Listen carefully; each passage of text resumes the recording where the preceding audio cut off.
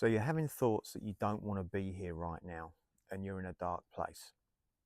Let's unpack that a little bit so that you can start to get some peace from those thoughts. So the first thing I want you to understand is that those thoughts are not just yours. You're not the only person that's ever had those. In fact, they're common thoughts for millions and millions of people around the world. Often we will have a thought, I don't want to be here right now. I'm in a dark place. So the first thing to get is that it's normal to have those thoughts. As to the depth of the thoughts and how sinister they might be, that can change person to person. But you are not the only person that's ever had that thought or ever had that experience or ever gone down that path. And obviously, if you look at suicide records and that type of thing, you can see that lots of people move that way. Some people follow through with those thoughts, sadly. Some people just keep going and suffer with those thoughts. And some people get over those thoughts. So the first thing to identify is that you're not the only one. It's normal. People have them. Some people don't, for sure. But just get some understanding in the fact that when you have the thought, you think it's unique to you and it's your thought and you're the only person that's ever had it and it's something to do with you and that there's something wrong with you. Well, if that was the case, then it means there's something wrong with millions of people. And the truth is, there isn't something wrong with millions of people. They're thoughts that you have. Now, the problem is in the way that you attach to the thought. So when you have the thought, I don't want to be here anymore, I'm in a dark place, you attach to it like it's more than a thought. You attach to it like there's something real about it. And I get it. Don't think I'm trying to minimize it. There is something real about it for you. It is a real thought, but it has nothing to do with reality as such. It's a thought that's arising in your mind and that you're attaching to. And that then you're giving weight to by continually focusing on it and making it real. You first of all have the thought, and then to make the thought mean anything, you have to then justify why you're having the thought and give it a reason. Now, there's something else that goes on that underneath is a more of a sinister emotional feeling inside the body that you're not accessing. And often the thought is a process of trying to relieve the feeling that's inside your body. So it's logical, if you think about it, that if you're having a feeling in the body that's an uneasy tension, a pain, sometimes these pains are really hard to live with.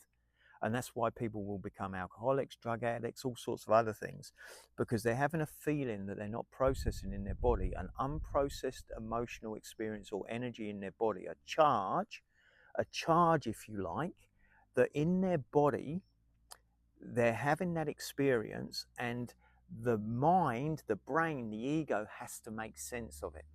So in order to make sense of it and protect you, it has the thought it would be easier to not be here than deal with this emotion, this feeling I'm having, which is illogical, untrue, and a delusion. That is not how you make this easier.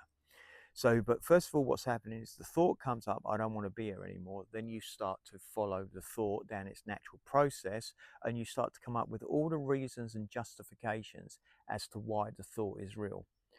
So the first thing is to notice it's you are not your thoughts. You are not your thoughts, and you are not your feelings. Your feelings are not you, and your thoughts are not you. They're a couple of forms of the process that make up who you are, but they're not the whole thing. Thoughts are just thoughts, and most of the time when you have those thoughts, it's a thought that's on automatic. So mostly your thoughts are thinking you are not thinking your thoughts, and they're on an automatic pilot that just go down a cycle. And so for most people that have the thought, I don't want to be here anymore, it's very seldom the first time they've had the thought. In fact, the first time they had the thought, they might have just noticed it and moved on. But then they have the thought again, and the fact they had it previously gives the second time weight. And then they have the thought again, that now gives it more weight until you become a person that thinks like that. Well, you don't think like that. The thought thinks you. So the type of person that has the thought, I don't want to be here anymore, is a person that is continually letting their thoughts think them. They're on automatic. You're not thinking that. You're not thinking that like, oh, what a lovely day today as I focus on the plants out here. That's a thought I'm having. It's not on automatic. A thought that I might have that's on automatic is, oh, I'm failing, I'm not good enough. That would be an automatic thought that comes up for me at time to time. I'm unloved, I'm unworthy, I'm lonely, nobody likes me. These are thoughts that are on automatic. I'm not generating them, they're thinking me. So the first thing to notice is you're not having the thought, I don't want to be here anymore, I'm in a dark place. And in fact, those two thoughts are not even connected. I don't want to be here is one thought, we need to separate it. I'm in a dark place is another thought. So the I'm in a dark place is a really great example of a thought that is unreal and untrue. Are you actually in a dark place? Two options if you're in a dark place. Option A, open your eyes. If it's daylight outside, it's going to be light. Option B, if it's nighttime, switch on the light. You're no longer in a dark place. So I'm in a dark place doesn't even mean I'm in a dark place. I'm in a dark place is an association you've given to lots of different thoughts happening all at the same time. And I want to be clear here, I'm not trying to fix the thought, I don't want to be here anymore. I'm not trying to make that thought never be there for you anymore. Because if I was going to do that, what I'm ultimately saying is that the thought is the problem and that I'm presupposing we need to fix the thought to make it be better for you and easier. What I'm saying, what I'm working on is you distinguishing who you are from the thought that you're having. I don't want to be here anymore is no different than the thought. Okay, let me just need to clarify this, because what I'm saying is I'm not saying that how you feel is not important, and I'm not trying to make light of an important thought that feels emotionally challenging and hard to get over. I'm simply distinguishing that I don't want to be here anymore is the same in its essence as I want a cup of tea, or I want to go for a walk, or I don't like the color of my jumper. These thoughts have the same initial essence and foundation. It's just that when you have the thought, I don't want to be here anymore, it immediately links up to a pattern of behavior that you've been doing for years. And that immediately creates an emotional state in you that you are familiar with. An emotional state of loss, of disillusionment, of hopelessness, of sadness, of grief, despair, whatever it might be. Ultimately, the thought is being propelled by a subconscious or blind spot that you're not aware is there, and that's where the essence of the thought starts. The essence of the thought begins in some unprocessed emotional state or emotion that you have felt that you have not dealt with in your life. So how does that work? Well, as a child, I experienced over and over again, this was in my perception as a child. I experienced over and over again that I was not good enough and not good at things. I experienced the feeling of being a failure over and over again. Now, there's another video needed to explain how we have the feeling once of being a failure. That creates our belief system, our glasses, and then through our glasses that we're now wearing, I am a failure. We see that as being true over and over again, and now our ego starts to find evidence for where am I a failure. Ultimately, I had the feeling of not being good enough and being a failure over and over again as a child. I remember the pain of that feeling as an 8-year-old. Now, obviously, I'm explaining it to you as an adult, but I can tell you as an 8-year-old, that felt really uncomfortable. That feeling of being a failure that I had when something didn't work out for me or go wrong, that feeling of not being good enough, that happened over and over again. And I remember the pain attached to that.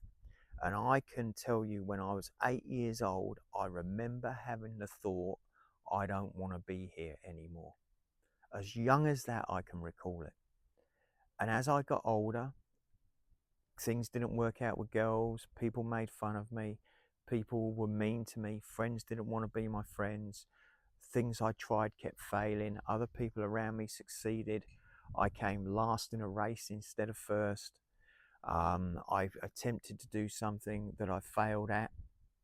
Whatever it might be, I can associate that feeling of being a failure over and over again in my life. And as time went on, after I'd had the initial thought when I was about 8 years old that I can recall, and it probably happened before then, but after I had the initial thought when I was 8 years old, I'm a failure, I'm not good enough, I won't amount to anything. And then the thought followed to kind of as a resolution to the pain. So the pain was there because I interpreted things as a failure. The resolution happens inside me, and the resolution, the natural, logical resolution of what's the easiest way to fix this ongoing emotional problem. The easiest way to fix this ongoing emotional problem is to not be here anymore. And if I follow that thought down, here's all the evidence of why I'm a failure. And now, as I focus all my attention on where I failed, and if I just do that for a second, let me just feel that. Let me just focus on all the places where I felt I wasn't good enough. Yeah, I can feel the upset. I can feel the sadness. Yeah, I can get right into that. Now, the world is a dangerous place. It's the way that I'm relating to the world that's causing the failure. Therefore, the world is a dangerous place. People are dangerous. If people weren't around and the world wasn't around, I couldn't fail. I wouldn't fail. There'd be nothing for me to measure myself against. The expectations people put on me that I then make my own expectations wouldn't be a measure. The description that I have of what is love and what is not being loved wouldn't exist. The feelings of rejection wouldn't exist because the world wouldn't exist and people wouldn't exist. The feelings of not being worthy wouldn't exist because the world wouldn't exist. And strangely enough, the experience of being lonely wouldn't exist because the experience of being lonely requires connection in the first place. To have connection in the first place with something outside of me, I need to have the world be here and other people be here. So what's happening is I'm in a dark place is a reaction to me needing to withdraw from the world or from other people. A great way to do that is to get inside all of this experience and interpretation I have of how I'm a failure and I'm not good enough. So let's just go back there. Let's do that again. Let me just get back into those feelings of where I failed, where I felt lonely, where I felt not good enough, where I felt worthless. People are better than me. Okay, it's really great now. Now I'm removing myself from the camera.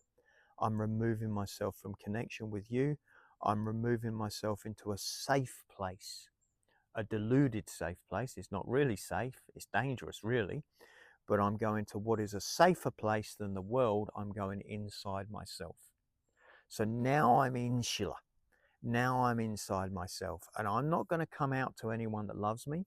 I'm not going to speak to the world. I'm not going to reach out because reaching out is dangerous. That's the world. So let me get back into this dark place of failing, of not being good enough, of being lonely, of wanting to not be here. Okay, I don't want to be here. The first step for that is I'm now no longer here, externally present.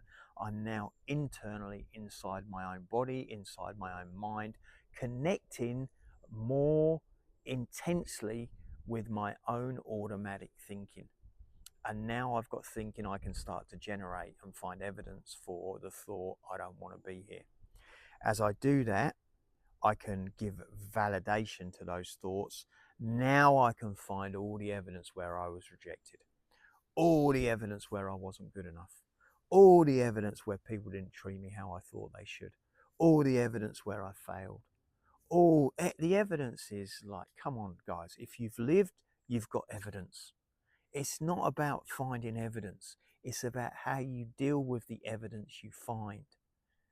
You can all find enough evidence for having these negative feelings over and over again. And if you're good at it, you can get to a place of having the thought, I don't want to be here anymore. So why have the thought, I don't want to be here anymore? It's a protection mechanism to keep you safe, ironically, to keep you safe from these dark emotions, if you like, that aren't dark emotions. They're either resourceful emotions or unresourceful emotions. You're staying protected from these emotions that you don't think you can be with.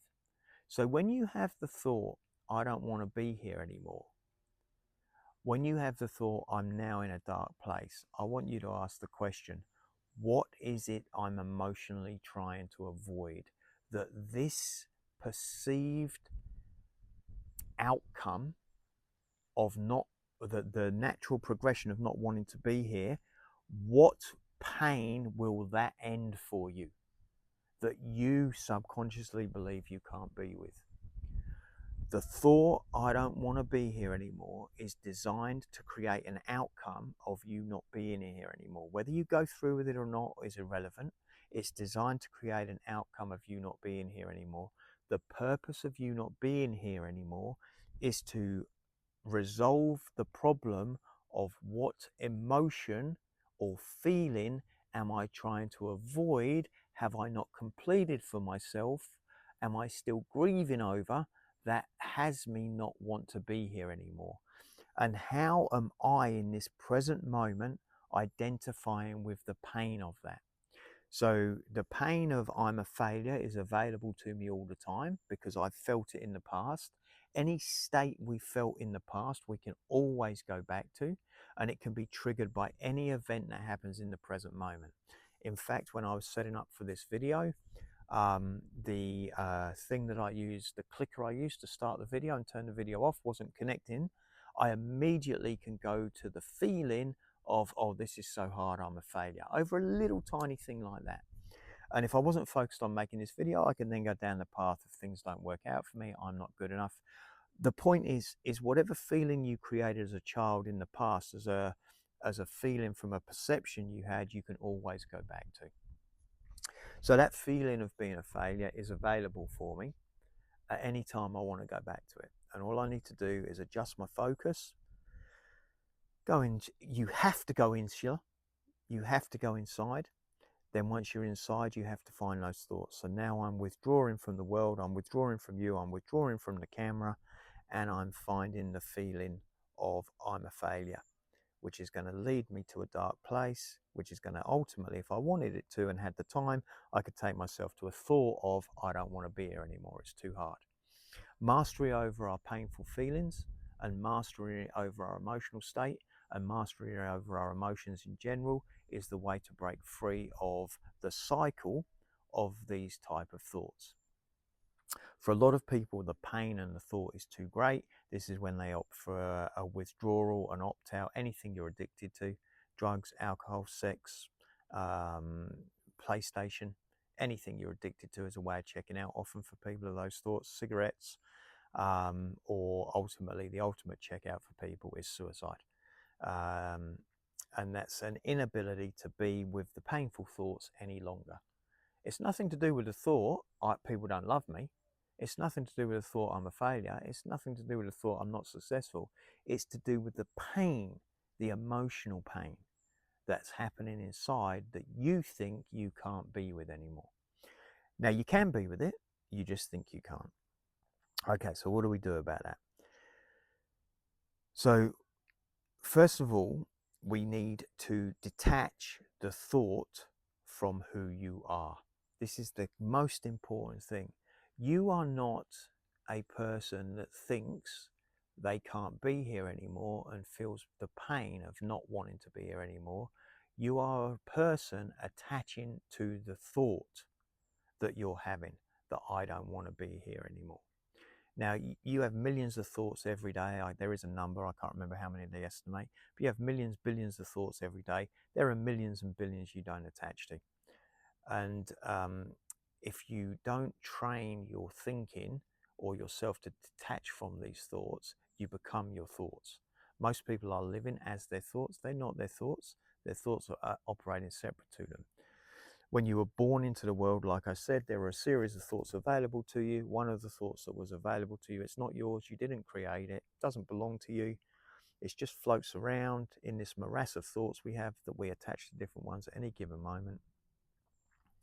And one of the thoughts that's available to us is, I don't want to be here anymore. When we get attached into that thought, then it takes us to this next thought or this next place. I'm in a dark place. Okay, well, turn on the light or go outside in the sun. That'll deal with that problem. But of course, what we need to do is understand that you are not your feelings and you are not your thoughts. You are not your feelings and you are not your thoughts. Your thoughts are mostly thinking you, and your feelings are a muddle of a whole heap of experiences that you gave meaning to as a child that then kept precipitating, isn't that to do with rain? Kept happening over and over again as you got older. So I have the thought, I don't want to be here anymore. Is it true that I don't want to be here anymore? Let's find some evidence for why you would want to be here anymore. Let's find some evidence for something that's good in your life, that's something that's nice. It can be anything. It doesn't have to be great. When you're stuck in the thought, I don't want to be here anymore, you're going to start looking out through those dark colored glasses, those visors, and you might not be able to find anything you want to be here for. So in that case, you've got to get yourself moving. You've got to get yourself out. You've got to do something you enjoy. You've got to be able to break that pattern of looking through those glasses. Next thing you got to do is you've got to go inside, go inside, but not inside in a negative way. You've got to go inside to look for the feeling that you are running away from, that has probably built up over a period of time and you didn't notice it building up. And it's come to a head where you keep focusing on it because you're not training yourself to not focus on it. So it probably happened 2 weeks ago, and you had a thought about, let's just say it's about rejection. You had a thought where you were rejected, where you weren't good enough, where you criticized yourself, and you allowed that thought to live and you gave it energy. Then that thought turned into another thought a week later or a day later, which you then gave more energy to. And it's probably been like a snowball effect building up over a period of time until you've got to this place where you think the pain is so great that you can't be with it any longer. Well, the pain is not real in the way that you're experiencing it right now.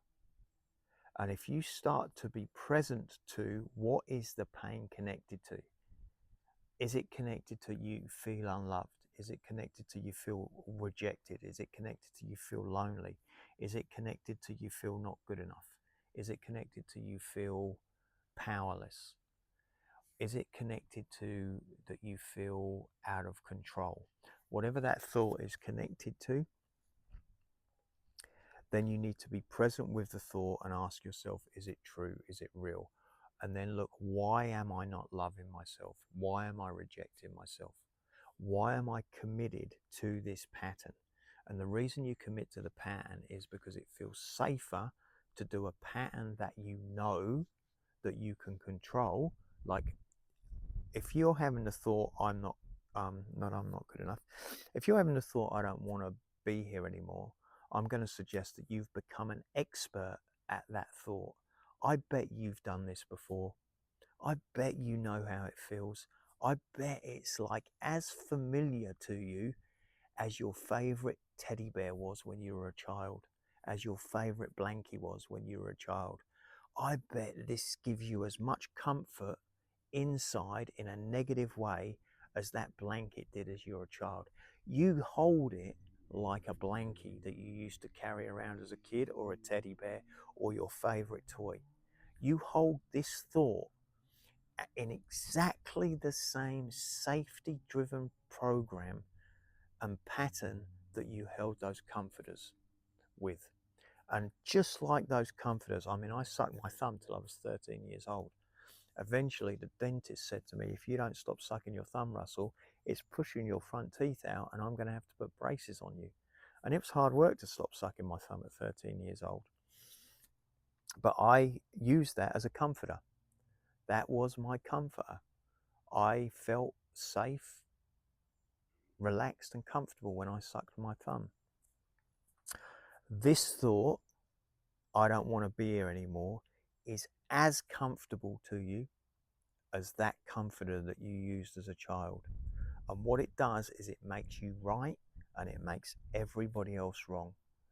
And the more, if you want to get any joy at all out of this thought, the worst thing you can do is communicate it to another person. The worst thing you can do is share it with the person that you think is responsible for the thought that you're having. The worst thing you can do is become present to the thought and let it move through your body. To really get benefit from this thought, you've got to indulge in it, and then you've got to behave and act in a way. This is the next thing that the thought's doing. What the thought's doing is it's saying, you're not noticing me, you're not giving me attention, and so you're not giving me the love and the acceptance and the connection that I need. And the problem is you. The fault is you. So I'm going to behave this way and I'm going to make it really bad. And this is why it escalates for a lot of people. Because the first time I did I'm a failure and cried a little bit, the person I was looking for attention from and to notice was my mum. And she didn't notice. She didn't even notice I was upset. So the next time I do it, I better do it better. I better put more effort into it. I better be miserable for longer. So instead of being miserable for 10 minutes, I practiced being miserable for an hour. She still didn't notice. She still didn't give me love. It still wasn't giving me the attention that I thought it should be giving me. So the next thing I did was I did it for a week, then a month. Then I got so used to doing it, it was my cry for help. Why isn't she noticing this in my most desperate hour? If she loved me, she would notice it. So therefore, the idea that I have that she doesn't love me must be true, because now she's noticing it. So I'm going to ramp it up even more. Maybe I'm going to go to self-harm. Maybe I'm going to go to an attempted suicide. Maybe I'm going to go to drugs. Maybe I'm going to go to alcohol. Maybe I'm going to, this is a good one that people do a lot, maybe I'm going to become completely useless and a complete failure in my life. Maybe I'm not going to be successful, to prove that I'm right, to prove that she should have noticed. She should have noticed that I wasn't feeling right, and she should have given me the attention. This is a lot of times what the thought's designed for now. If they loved me, if the world would work in the way that I think it should, if the world would work how I think it should, they would notice me. So now you think you're doing it and you're insular and nobody's noticing, and therefore you're paying them back for not getting the love. The real truth of this is, as well, where it goes deeper, is you're probably doing it against your partner right now, and you're doing it so your partner notices, and so they'll give you the love that you think you need because you think they're not giving you that. That is true, you do need them to give you that, but what's really happening is your emotional brain is confusing your partner with your mother or your father, or the love you didn't get when you were younger. So now what you're doing is you're trying to make them notice you. Come on, guys, there's an easier way to be noticed. Hey, you're not noticing me. Please notice me. Can't you see I'm lonely here? I'm inadequate. I'm feeling like a failure. I need you to give me attention in that area so that you can notice me and make me feel better.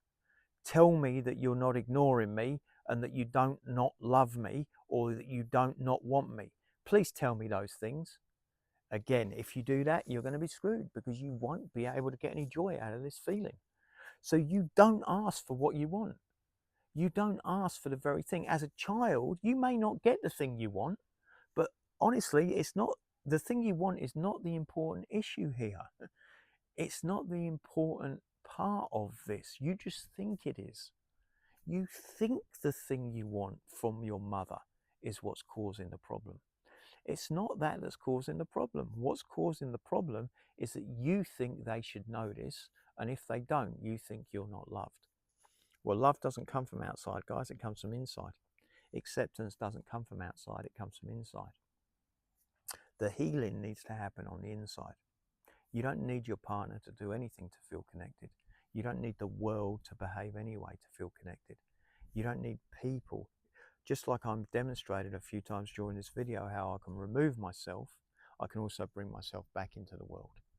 I can bring myself back into the world by not focusing on these thoughts that run me. So, breathe. Notice the purpose of why you're doing it in the first place. It has nothing to do with ending it for you. It has nothing to do with not being here. It is not real. I don't want to be here. It's not real. It's just a moment in time that you're experiencing right now. Notice what requests you need to make of anyone that's around you that might love you. Notice if you just need to be held. Notice if you just need someone to get you. Notice the past. Who are you making wrong by this thought? The world, your mother, your father, a caretaker, yourself. Who are you making wrong? Who are you saying has a deficiency that this behavior is the result of? Because that's not true. Start to be complete with that and realize that this is happening in you and it's a defense mechanism. It's a solution to a problem. The problem is the pain. Start to work on the problem, which is the pain, instead of the thought. The thought's irrelevant, other than the fact it might lead you to the pain. The problem is the pain. Start to work on the pain that you're experiencing inside, which is some version of rejection, loneliness, withdrawal, worthlessness. Start to realize that those pain points that you have are not unique to you. There are millions of people watching this video, have watched this video. Drop me a comment and tell me if you relate to it so that everyone else can see that they are the same. So that everyone else can see that we are all connected. Let's just say that my problem is loneliness. And this is a killer for men. Men do this because of the way they connect and that they don't share and can't talk to people. So let's just say my problem is loneliness. Well, if my problem is loneliness, then I must be alone in that problem. But I promise you, there are millions of other people, human beings, men and women, and a lot of men who experience loneliness. If you're one of those people, just hit the like button and everyone will get, okay, yeah, that's true. I am lonely too. So now I'm lonely with all you other millions of people that are lonely. So start to look in and see what the pain point is so that you can start to heal the pain point. If you need help healing the pain point, reach out because there's help available to you. And what you'll see is that you detach from the thought. And that's the most important part I want you to get about this video, is start to detach. You are not your thoughts. The thought, I don't want to be here anymore, is not yours. It doesn't belong to you. You are creating it for a deeper purpose. And it is your ego's way of healing, dealing with some pain inside it thinks you can't deal with. You and your ego are not the same. You can deal, I promise you, with any pain. You can process it, you can let it be, and you can let it pass through your body.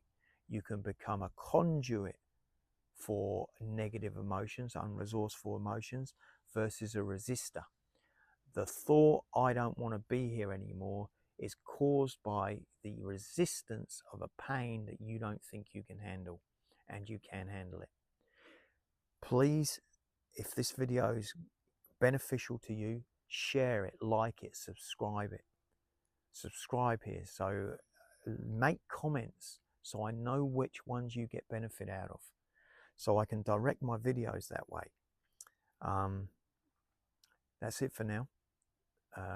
Till next time. Bye. Thanks for watching. Bye.